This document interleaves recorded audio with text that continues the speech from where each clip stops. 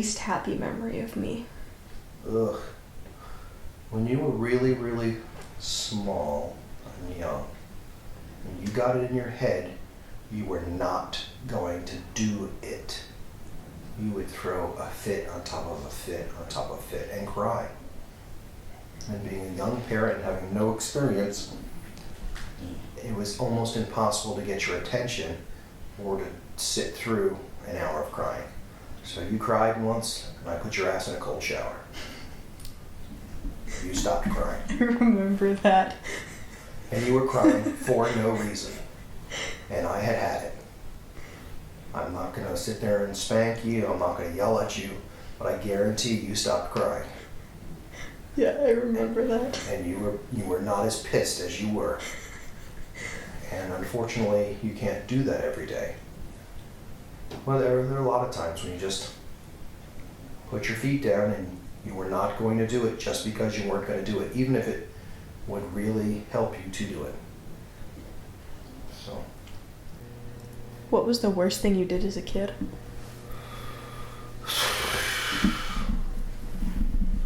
I've done some bad stuff as a kid. Not super bad. You know, I thought about some of the stories. I was mean to babysitters. I guess everybody was at times. There was this, you know, I got kicked out of Cub Scouts. That was pretty bad. I set a cherry tree on fire and dropped it on a rental house we're in. That was pretty bad. But the more I think about it, the worst thing I did was as I grew up. And it wasn't necessarily that it was really bad then, but just kind of would really bother me now. My mom, we didn't have a lot of money, and we lived in an apartment complex, and we were on the front side of the building on the 5th floor.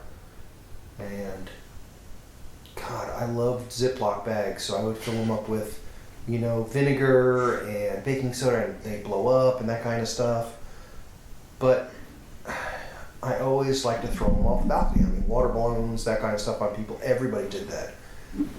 My issue is I like to fill them up with vinegar and baking soda and piss and throw them on the cars. So people's cars would constantly in front of us be covered in these bags of foaming dry urine and the like. And yeah, it was bad. Because it's not going to damage the car,